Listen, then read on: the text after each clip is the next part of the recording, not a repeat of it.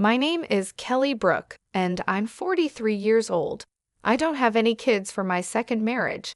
My husband is a kind man who never misses our monthly dates, no matter how busy he gets. He always keeps his promises. I know I shouldn't compare him to my first husband, but I've never regretted my divorce, and I've never regretted getting remarried. This month is our 8th wedding anniversary. My husband reserved a table at a fancy restaurant with a view of the sea. I thought we were going to have a wonderful time, but then I ran into the last person I wanted to see, Jeremy Clarkson, my ex-husband from 13 years ago. We were about to leave the restaurant after finishing our meal when my husband excused himself to go to the restroom. I was admiring the ocean view from the window, thinking about the beautiful moments my husband and I had spent looking at the sea together. Just then, I heard someone call my name. When I turned around, I saw Jeremy. "Hey, what's so beautiful? Do you think a regular ocean looks nice to someone like you, who's basically broke?" "Jeremy, long time no see. Why are you here?" "Why am I here? I should be asking you that," Jeremy said, sitting down in the chair my husband had been using, looking at me as if I was a joke. I put up with those eyes for a whole decade of our marriage. I never thought I'd run into you here. Can someone like you, who doesn't have much money, really eat at a fancy place like this? Can you even afford it, or is this a once-in-a-lifetime thing? It's our wedding anniversary. Ah, I see. Poor people can only come to places like this on anniversaries, huh? I come here often, you know. You're still pathetic. Isn't there someone with you? Yeah, there is. I just sent her to pay. You know, handling money is a woman's job. I thought to myself that he was still the same, always belittling women. Then I saw her his lover from 13 years ago. She had aged quite a bit. Her beauty was half of what it used to be, and she looked worn out from life. I guess Jeremy has been living the good life while his wife suffers. You're still wearing shabby clothes, aren't you? Aren't you embarrassed to dress so poorly? Talking to such a terrible man like him makes me feel sick. I turned my eyes toward the restroom, hoping my husband would return soon, and there he was. He had been watching us for a while as I was talking to another man. Seeing the confusion on my face, he approached us. "Excuse me, do you need something from my wife?" "Your wife? This woman is your wife." "Yes, what do you need?" "You also look poor. I guess poor women always remarry poor men." "Please don't be rude. My husband is a very respectable man." Jeremy snorted in disapproval at my response. You must be just a useless broke man then." He glared at my husband. I thought to myself, this man really hasn't changed at all. Jeremy was always very selfish. Although he worked for a big company, it was unclear if he was really good at his job. He was good at sucking up to his boss, though. He blamed his mistakes on his juniors and loudly claimed their achievements were because of his guidance. How he managed to climb the corporate ladder is beyond me, but by the time we divorced, he had become a manager. Jeremy always claimed he was an elite employee, but I never thought of him that way. I graduated from a prestigious university, Jeremy would always brag. Not just any university, but one of those special ones. When I was dating him, I believed his exaggerated stories and thought he was really smart. But when we got married, I discovered that was his only real talent. Plus, he constantly put me down, even though I only completed high school. "Your parents were too poor to send you to university, right? But it's good for you. You didn't have the brains for it anyway. If your family had been rich, you would have had to go to university, but it would have been impossible for someone as stupid as you." "My family wasn't poor. I just wanted to start working sooner rather than going to college."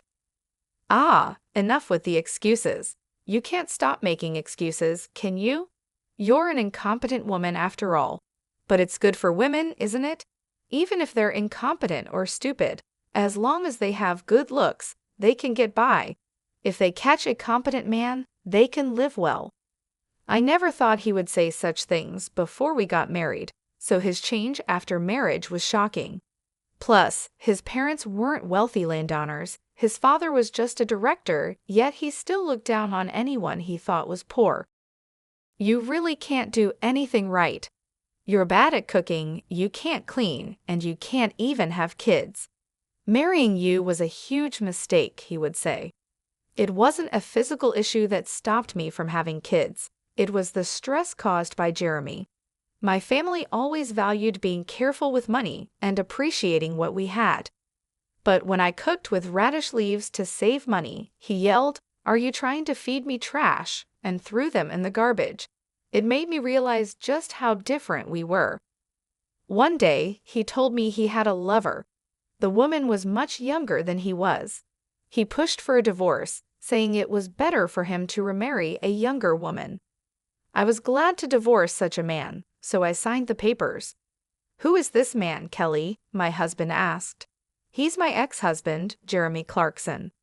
"Oh, I see." I had already told my husband about everything Jeremy had said and done to me. It had been a painful 13 years, and I had shared it all with tears. My husband just listened quietly and finally said, "Let's be happy from now on." "You really dared to marry a woman like her? Since you're marrying someone from a poor family, you must be broke too," Jeremy sneered. "Well, maybe, maybe not." "Of course you are. So you're also a broke man, huh? Marrying a poor person means you're broke too, am I right? But why did you divorce such a wonderful person?" "Wonderful? Your eyes must be fooling you. Truly wonderful means having a beautiful wife like mine." He pointed to his wife, who stood there looking embarrassed. "Is that woman your wife?" "Yes, she's beautiful, isn't she? She's actually my boss's daughter." Marrying the boss's daughter definitely helps one climb the career ladder faster. Marrying a broke woman like you probably means you're just a regular employee. Too bad. "A regular employee? I haven't heard that in years," I said. "What are you trying to prove? A low-class guy marrying a low-class woman? It just means you'll both be broke for the rest of your lives. And you think you deserve to eat in a fancy restaurant like this?" "This level of restaurant isn't a problem for us," my husband calmly replied. "Yeah, sure, if that's what you think," Jeremy scoffed. Just then, a waiter passed by, and my husband pulled out a black card, instructing him to settle the bill. Jeremy was surprised by the card, but tried to hide it, snorting again. "Is that a black card? Showing off a card like that here? You're not used to it, are you? You must have borrowed it from someone." "Flashing the card around, but later you'll have to pay back the person who lent it to you, right? I bet you're scared to spend money in a place like this. It's all just an act." Funny thing to say. Who would lend their card, I wonder? No matter how naive someone is. "They wouldn't lend out a card like this," my husband replied. "How would you know that, Jeremy? You shouldn't say such insulting things," I added. "What's insulting? I'm just stating the truth. There's no way you could be wealthy if you married a poor woman like her." "My wife is poor, you say?" "Yes, that's right. Her family's place is a rundown, one-floor home. You know that, right? Or maybe you were too embarrassed to visit her home, so you went to a family restaurant instead." Meeting her parents at a family restaurant for a marriage proposal is unheard of, but for poor people like you, it's probably normal. "A family restaurant, huh? The fact that you thought of that means you must have done it yourself, right? If you hadn't experienced it, you wouldn't have thought of it." "What are you talking about? I'm not short on money. I wouldn't do something so cheap." "Yet you came up with it. I never would have thought of that," my husband said, then turned to me. "Right, Kelly? What about you?" "Well, I think I'd like to go to a family restaurant occasionally, but we rarely get the chance," I replied. "Exactly, you're lying. When you were with me, you were happy to go to family restaurants." "That's because I had never really been to one before." "Oh, I bet. You sure talk big now, coming to a fancy restaurant like this, acting all important." "Maybe that's you. It seems like you don't fit in this kind of place." "What? You think I don't fit in here? There's no way I'm out of place. You're the one who doesn't belong here. Do you even know who I am?" Why would I know you? If you want me to remember you, just become famous, my husband replied calmly. I am well known, but I guess it's impossible for someone like you to know me. You think I'm just a regular employee?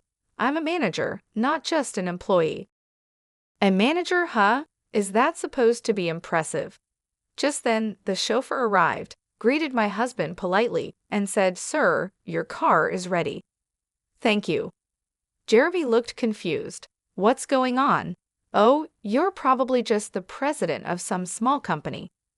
I work for a major corporation, the Brook Group, and I'm a manager there. Oh, so you're still just a manager. Excuse me, you think you're important, but staying as a manager at your age won't get you far. What? This man works at our company? Yes, he's been with us for a long time.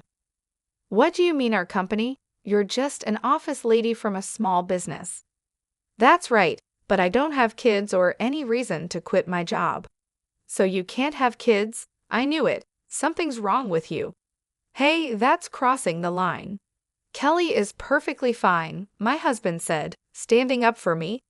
If she's fine, why can't she get pregnant? Women are supposed to have kids. I don't need to explain that to you. You can't say it because it would prove something's wrong with her. This man is hopeless, Jeremy said. Yes, he's beyond saving, my husband replied calmly. This man's name is Jeremy Clarkson, right? I understand, he's fired. Kelly, please contact HR. What? What are you saying? You think you can shock me with that? What company's president are you claiming to be? Are you trying to fool me with this obvious act?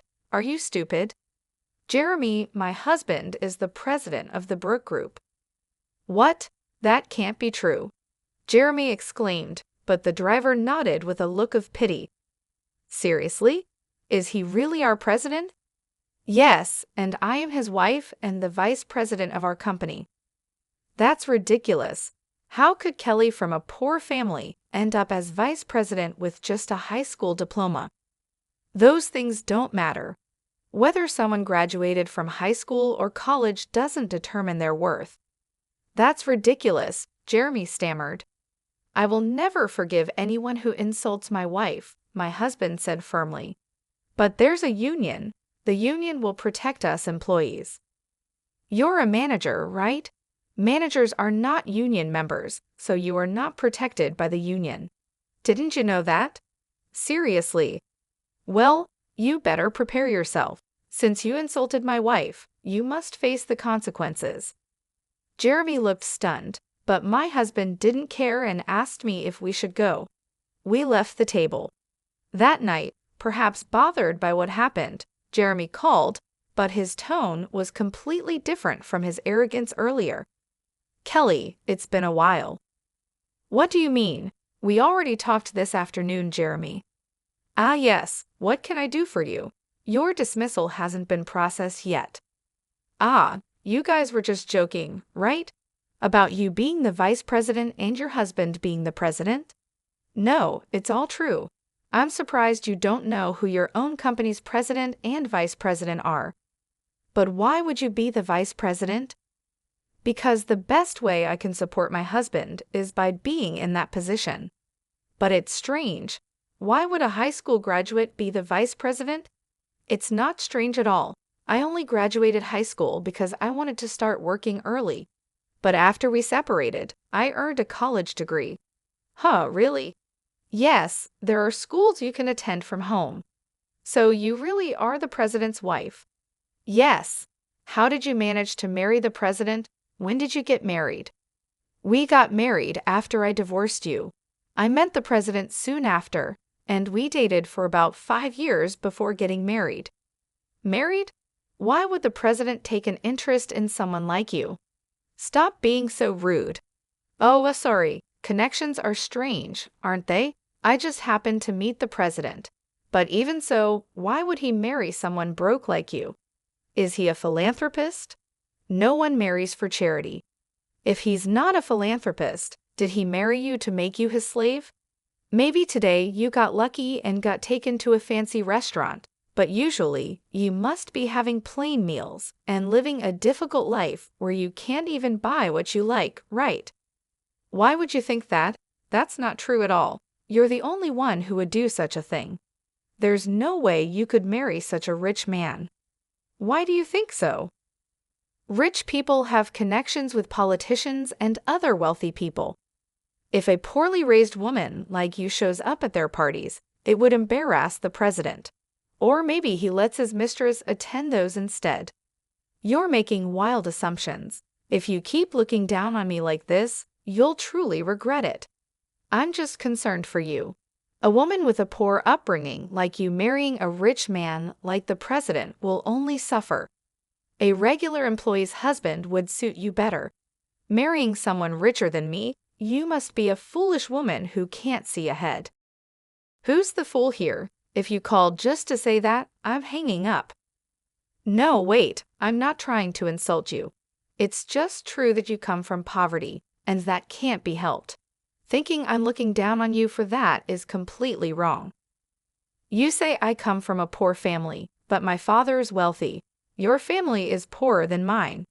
I didn't mention it back then because of your pride, but your family home isn't even half the size of mine.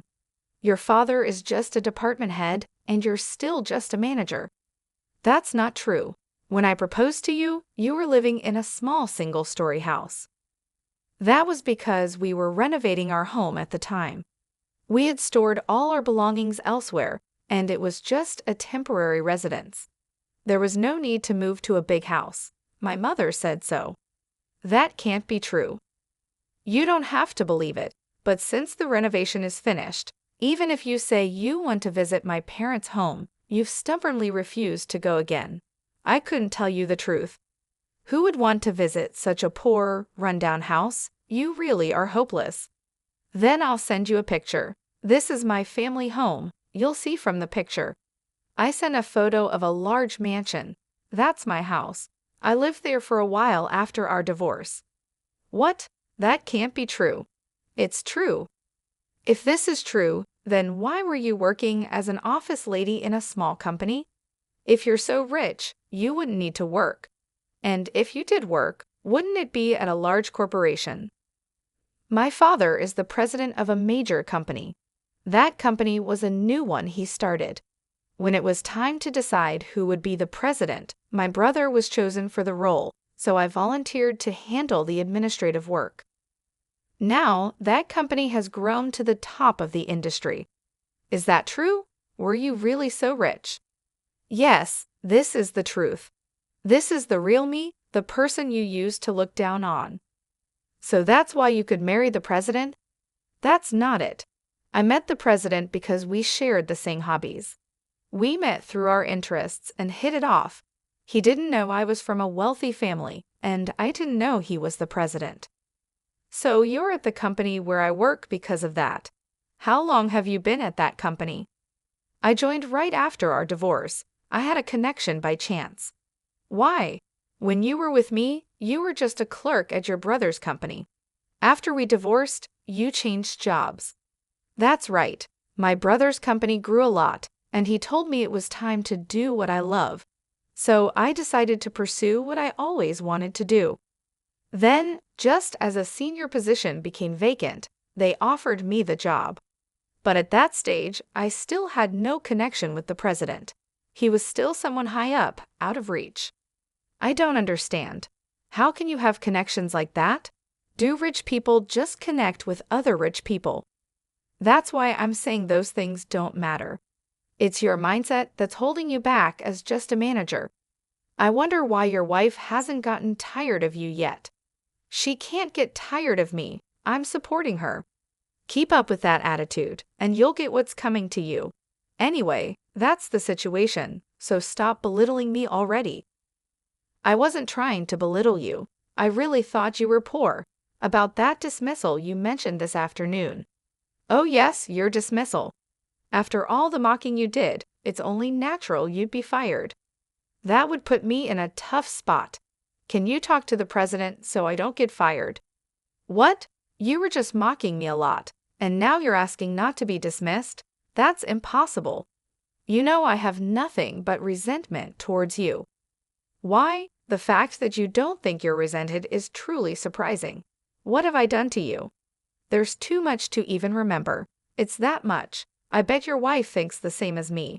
Why don't you ask her what she really thinks? Though I doubt she'll tell you. I only said those things because I thought you were poor. Why do you think I'm mocking you when I'm just being honest? Once words are spoken, they can't be taken back. You should understand that as an adult. I do understand that. Then you should understand why you're being dismissed, right? No, I don't understand at all. Please, I'll be in trouble if I'm fired. If it were just about this afternoon, the president might have overlooked it, but then you had to call and ask all these questions. My husband is here now, frowning.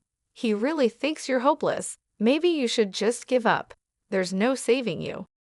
No, if the president is right there, why can't you just say something? It's only natural for a husband and wife to be together. Besides, you didn't ask if someone was with me, did you? That's true, but you've made things worse for yourself. You mocked not just me, but my parents and my husband too. Look, I didn't think you'd get this angry. Please forgive me. If I had known you were wealthy, I wouldn't have said such mocking things. I won't say them again. Please forgive me. Just give up. I think your dismissal order will come down tomorrow. Wait, please. Jeremy's voice echoed on the other end of the phone, but I hung up and looked at my husband. The next day, Jeremy came to the president's office, looking pale with dark circles under his eyes. He seemed to be in really bad shape. I was in a meeting with my husband, the president, discussing business matters, but I was shocked by Jeremy's appearance. Jeremy, what's wrong? I'm very sorry. Jeremy apologized as he sat down on the spot. Jeremy, what are you doing? Please, please just don't fire me. What do you mean? My husband, the president, knew about the conversation from the previous day. He had guessed from my responses during the call, and I had told him everything Jeremy said after hanging up. As a result, his impression of Jeremy was very poor, and his anger was even greater than mine. I am truly sorry. I didn't know your wife was from a wealthy family. I think she is a perfect match for the president's wife. I also heard she graduated from university, even if it was through correspondence. She's a hard worker, unlike my own wife. So you decided she wasn't good enough for you and got rid of her, right? Jeremy looked up at the president, wondering how he knew such a thing. Of course, I've told my husband everything. We're married after all. Or do you and your wife not talk about your pasts? No, it's not like that. But that was a long time ago. I was young then. I thought Kelly was just a poor man's daughter, so I thought it was okay to have a mistress. How does it come to that? Is that why you think it's okay to commit sexual harassment or abuse your power? What do you mean? Don't tell me you haven't done it. There are complaints from your female coworkers. They say if our company doesn't handle it, they'll go to the police. Our company was just discussing what to do about it when your disrespectful remarks came yesterday. It's really hopeless, isn't it? That's right. I wouldn't have thought you were actually harassing or bullying, but after seeing you yesterday, it seems all too true. You don't even see women as people, do you? You think they're below you. No, I never. Even if that were true, firing me would be too harsh. Please show some mercy. Well, you do have a family. If you were fired, you wouldn't be the only one in trouble. That's right, exactly. My husband smirked and looked at me. So what do you think, Kelly? How about sending Jeremy to our Michigan? Wait, what? The Michigan is in a region with very few people and is practically unsustainable as a company. The former president, who came from that town, established the branch there to help the local people, but it's a lonely place with just one employee. The previous employee reportedly went mad from the loneliness. We want you to turn that branch around in 5 years. If you can do that, we'll bring you back here. Of course, if you can't, you'll spend your retirement in Michigan. Thank you, I appreciate it. Jeremy said, thinking it was an act of mercy from the president. He set off for the Michigan, but both my husband and I knew it was an impossible task.